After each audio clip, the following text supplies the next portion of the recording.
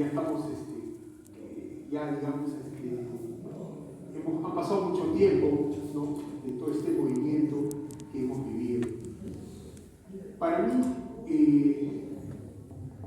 cuando llega la timba, llega un fenómeno nuevo que en su principio no se entendía, ¿no? Porque justamente la timba en Cuba nace y se desarrolla a partir del desarrollo del periodo especial en Cuba, cuando se retira el apoyo de Rusia y se retira el apoyo de las comunidades cubanas en varios países. La timba hace una explosión primero en Europa, ¿no?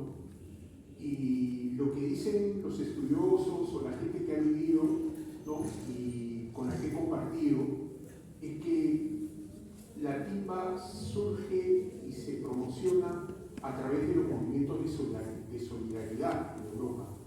O sea, los primeros grupos que van a Europa, Paulito Izuélite, Salegado, el mismo Bambam, se promocionan a partir de esas invitaciones, de esas colectas masivas, de ese movimiento que se tejía en Europa a partir también del nacimiento de Buenavista Social Club, ¿no? O sea, hay un paralelo en el desarrollo histórico de Buenavista con la timba cubana en Europa. O sea, ese es algo que tenemos que revisar, que estudiar. O sea, yo tuve la oportunidad de conocer a Ray Cooder. Ray Cooder me decía que la idea de él era efectivamente hacer un reencuentro de todo el género, el son antiguo que estaba tirado por La Habana y que no estaba reconocido. Y para él no se agotaba en Buenavista Social Club.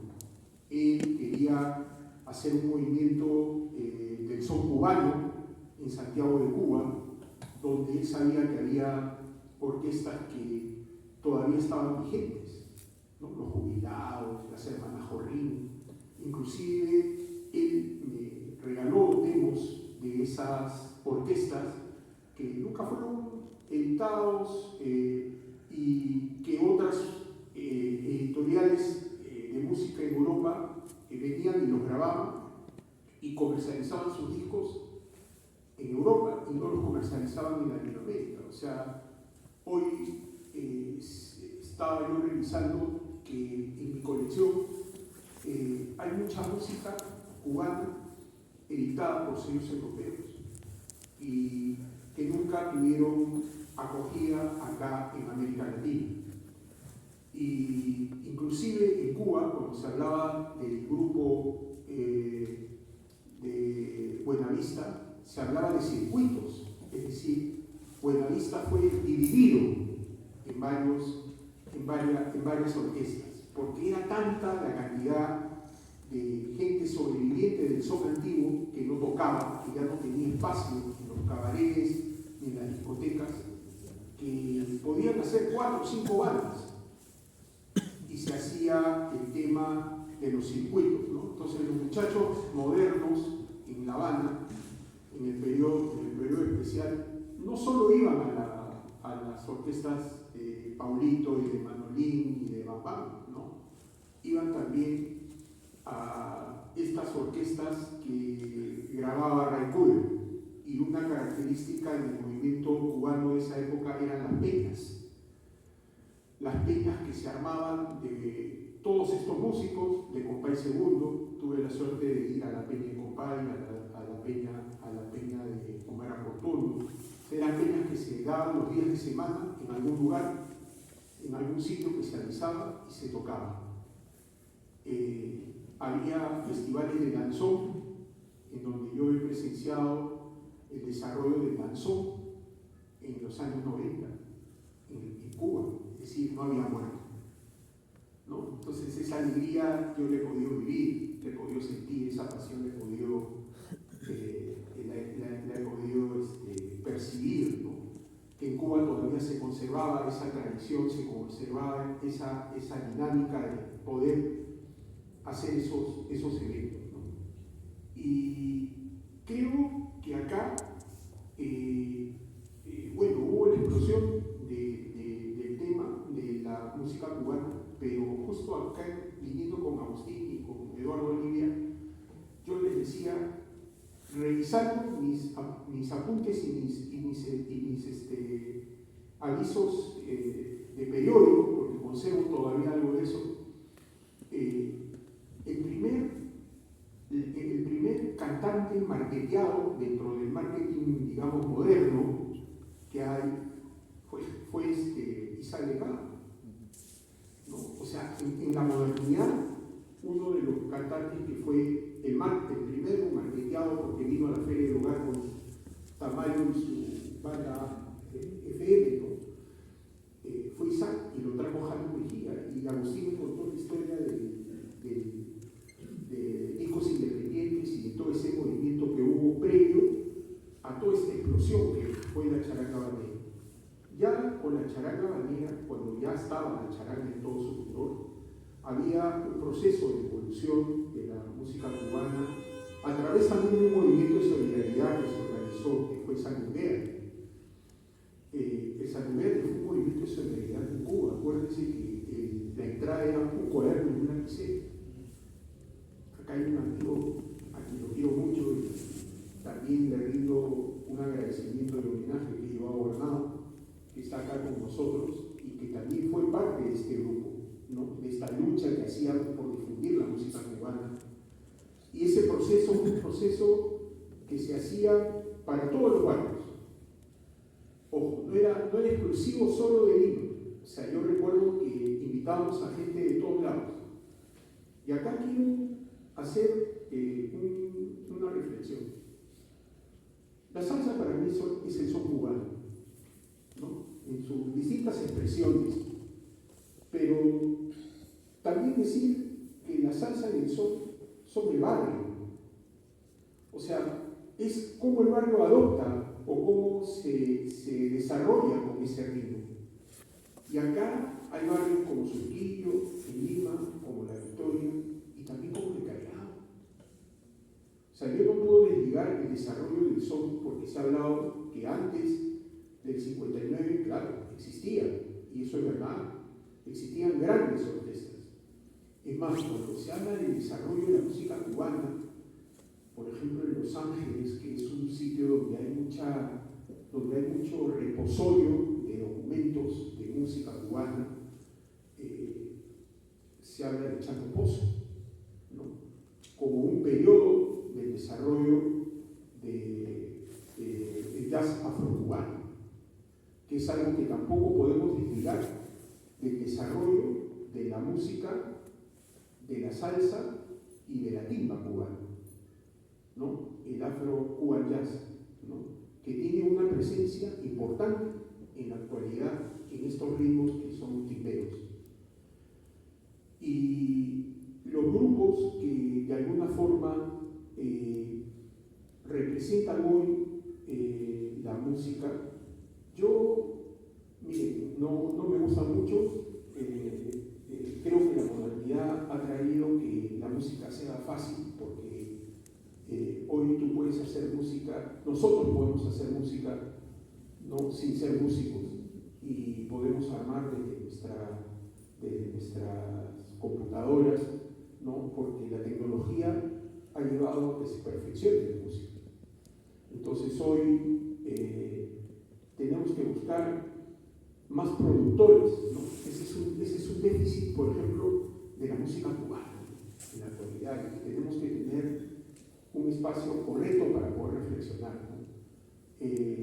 Yo he hablado con Leonardo Acosta en La Habana y él me decía, yo le preguntaba, ¿para ti qué es ahora la música cubana?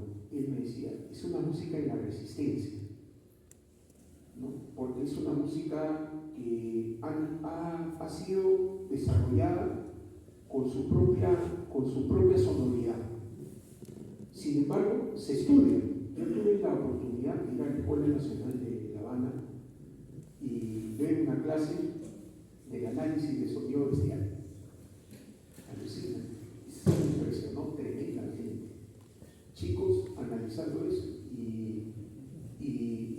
Y por ejemplo, en una clase de instrumentos como del saxo, ¿quién se parece más a Charlie Parker? O en una clase de trompeta, ¿quién se parece más a Miles Davis? ¿No? Entonces esas cosas me impresionaban, porque yo recuerdo un concierto que me invita a la charanga banera en la Escuela Nacional. Para mí fue el mejor concierto de la charanga porque invitaba a chicos de la escuela a que toquen con ellos. Y los chicos se sabían de memoria. No, ahí no hay partitura, ahí de memoria. El tumbador tiene que saber leer, ¿no? Y esa exigencia, esa posibilidad de hacer una música exquisita es lo que trajo Cuba. O sea, acá en el Perú la música fue antes que vinieran los cubanos y después que vinieran los cubanos, ¿no? Y es así, y en Venezuela es igual. Ojo, el proceso venezolano de las orquestas que hay, acá no seguimos el tema de las orquestas de Venezuela por los temas políticos que hay, pero hay un desarrollo, no sé cómo estará ahora con todos los problemas surcan, cada vez hay más problemas y se destruyen más orquestas, pero han habido desarrollos musicales en Venezuela que también son importantes de analizar en algún momento. Y creo que la timba no es una música que es para rato, ¿no? Como toda música, tiene su momento, tiene su espacio, ha tenido sus barrios, ¿no? Y tiene sus barrios, ¿no? Pero hoy Habana de Primera, Bambam, Maite Blanco, o sea, hay orquestas élites que son las que están dominando el mercado y ya por abajo de ellos ya la cosa es muy de baja calidad. Entonces por eso es que en Cuba están tratando de formar productores musicales, porque la electrónica para ellos no es el tema. Ha muerto Pablo Milanés y se ha integrado a las escuelas de música los músicos de Pablo, ¿no? Les han dado varias ventajas y dicen que ellos son profesores élites. Yo tuve la oportunidad de crear en Cuba, ¿no? De querer crear en Cuba un proyecto tipo Raycuer, que era un sello donde se tocaran jóvenes y niños músicos de Cuba, ¿no? Y yo recuerdo haber grabado demos, ahí yo llamé a un Bubí, ¿se acuerdan? El chiquito que vino, tumbador, no sé si algunos se acuerdan. Yo llamé a algunos chicos que me habían recomendado y que muchos han terminado en la orquesta de Silvio Rodríguez, ¿no? Y eran talentos, pues obvio, ¿no? Que se veían de lejos, pero en Cuba los niños no trabajan. Esa fue la respuesta del Estado a esos proyectos. Pero ese proyecto se iba a hacer con Naciones Unidas, se tenía mucho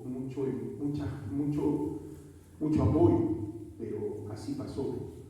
Y creo que la timba en el Perú es un largo debate, ¿no? Que no sé si acá se va a poder, pero el sábado viene el Callao Bambam con Habana de Primera, este sábado, ¿no? Hay un festival, ¿no? Y no vas a comparar, miren, yo creo que hacemos mal, porque acá hay estudiosos de la salsa, acá hay gente que sabe, ¿no? Y estamos entre gente que hemos cultivado años la música. No podemos comparar Bambam con el Gran Combo Puerto Rico. No podemos comparar el auditorio de uno con el otro. O sea, hay diferencias y las diferencias no son malas. Las diferencias son importantes que se den, porque se tratan de procesos musicales que vienen a ser procesos de desarrollo social. Yo estoy leyendo, que contaba Agustín Eduardo, un libro, ahora último, que se lo recomiendo, es Malambo, el barrio de Malambo. Pero el mismo autor de ese libro tiene un libro sobre el ingreso de los negros al Perú por el norte del Perú. Y yo, en realidad, la idea mía siempre era reconstruir la historia de cómo ingresó la música salsa al Perú, de cómo ingresó la música cubana. Entonces, me he remitido a un libro que yo recuerdo mucho, que lo citaba el gran Lucho Delgado Aparicio, La historia de la música en Cuba, de Alejo Carpentier, ¿no? Y yo, una de las cosas que más allá de mi colección de discos, les decía a mis amigos, es haber hecho una colección de libros, ¿no? De música salsa y de música cubana, haber dictado algunos cursitos por ahí, ¿no? Haber hecho PowerPoints, ¿no? Entonces, me he interesado por ese lado, porque creo que nos falta estudiar más esa parte, que nos falta desarrollar más esa situación, y que me gustaría que acá nos comprometiéramos. Yo le decía a Agustín, oye, hay que sacar un librito de esta ponencia, o un librito, no sé, por Salserísimo. Yo soy miembro de Salserísimo. Me encanta escuchar a Rigo, ¿no? Y a ustedes, ¿no? A los debatidos que hay, ¿no? Porque es importante para mí, a mí me encanta Frankie Ruiz. O sea, tengo todo lo que Frankie trato de tener, o sea, no sé, o sea, me gusta, ¿no? Y Marcolino Limón, me encanta, ¿no? O sea, yo no soy cubanófilo y soy antipuertor, ¿no? Eso no. Yo creo que hay un desarrollo de la música que se tiene que entender en conjunto. Y que ahí viene el gran problema que hemos tenido el Callao y Lima. Que hemos creído que estamos en distintos momentos, en distintas fases. Y no es así. Es el desarrollo de la música latina, ¿no? Y eso es lo que tenemos que rescatar. Muchas gracias. Gracias.